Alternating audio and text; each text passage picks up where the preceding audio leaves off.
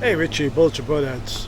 I made a video a few months ago about me practicing in my yard. I was deciding, should I put it up? Do I really have to explain?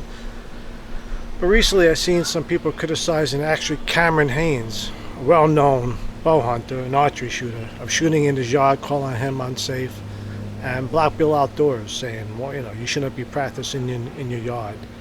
Well, I'm going to put up the video, so watch it and I'll explain why and how I practice where I consider myself very safe. So, was undecided to put this video up. Do I have to explain it? Should I explain it? Well, after seeing other people getting criticized for it, I'm going to put it up. So, it's coming up right after this. Stay tuned.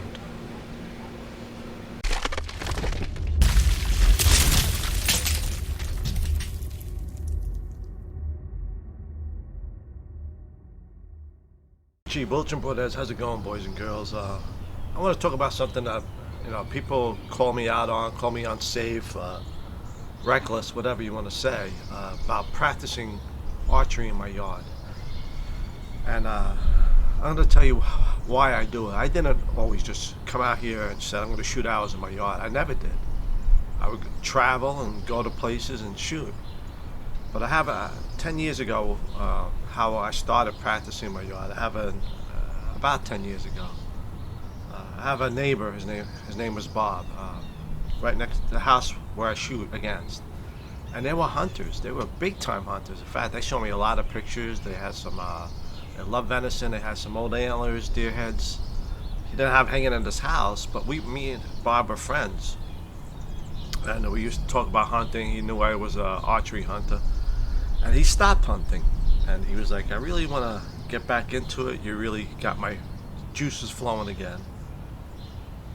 So, but he was a rifle hunter, never a bow hunter, but he always said, I always wanted to do that. And we would go to Yankee games together a couple times a year, a couple of Giant games. We would watch football together. We were just good friends. So, he said, teach me archery. Well, I like to learn it. I said, yeah, one day we'll go to Targeteers and we'll shoot or whatever. So, a lot of times in the mornings, on the weekends, I would get my gear, archery, targets, and go shoot. So he see me in the morning, he goes, where you going? I go, I'm going to practice. He goes, where you going to practice? Sometimes it's about a 50-minute drive some places. I say, I go here, I go there. Targeteer is only 20 yards. 25, I should say. That's local Targeteers. He goes, why don't you just shoot in your yard? I go, nah. He goes, why? I go, nah, I don't want to. No big deal. So I would go, and then one morning, he goes, I'm going to Dunkin' Donuts. You want anything? I said, yeah, give me coffee. And he see me loading my truck. He goes, I want you to give me some, these new bows. He never shot a bow. He was never a bow hunter. I said, yeah, well, we'll go to Targeteers and, we'll shoot indoors. He goes, no, it's beautiful out. Let's just go shoot in your yard. I go, all right, we'll shoot, but we're shooting only like 10 yards. And he had trouble pulling back my bow. I forgot what bow I had at the time. I want to say,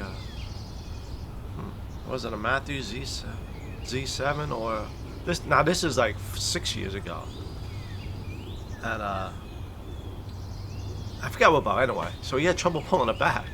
So you got to get a lower poundage bow. I actually had an old PSC that I lowered the poundage.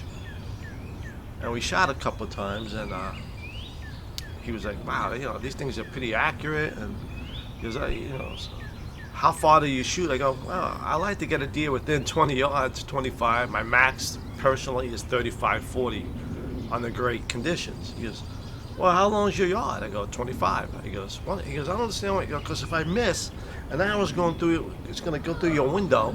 He goes, all right, listen. He goes, on the weekends, I'm never here. Hardly ever during the night season. Because when they would see me, they were going down the shore. They have a house down the shore. He goes, nobody's home. He goes, I can use a new patio door, if one goes through, because I can use a new window. So I said, I feel funny about it. So a couple times, he goes, we'll shoot in your yard. It's starting to rain. So anyway, make a long story short, he started getting sick. And then one thing led to another, and then I knew his health was failing because I wasn't seeing him much.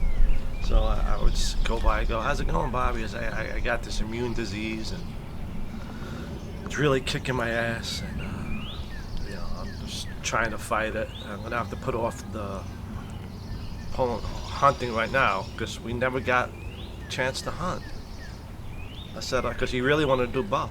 So let me put on my hood. So to make a long story short, he got real sick, and he missed hunting so much at that point that he had the juices flowing that he couldn't do it.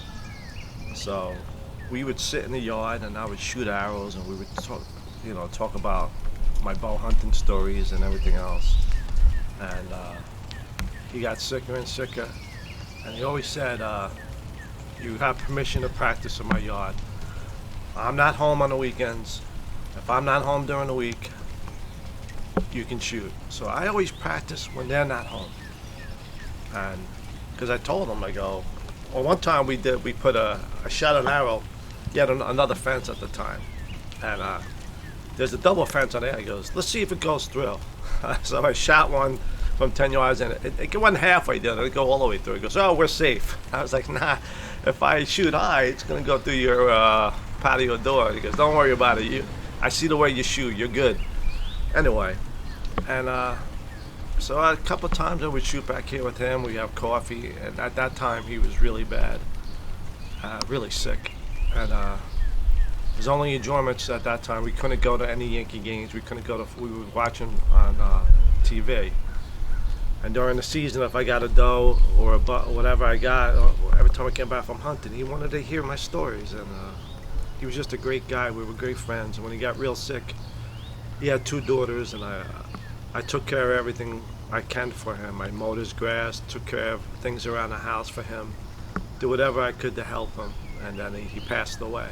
And it was just, I don't practice out here without consideration for my neighbors. And he would even when he was sick, he would say, "Whatever happens to me, don't worry, you got permission to shoot in the yard." And that's how I started practicing in my yard. I just didn't do it without regard for my neighbors. So he was just a great guy. I miss him because he was just a lot of times during the week we would on Sundays when we could, we would watch a football game together because during the summer I hardly seen them in the nice weather because they were always down the shore, the shore house. And I never practice when they're home, just in case. I mean, if I miss and things go, yeah, that can be a bad situation, but I don't do it without regard for my neighbors and thinking of safety because I know they're not home. And in fact, if I ever shot during the week, I would ring the doorbell. If they were home, I said, "I'm not shooting." If they weren't home, I would practice. So that's why on a lot of the weekends, I would always practice in my yard because, if I ever had a bad arrow go, I knew that nobody would get hurt. So he was a great guy, good friend.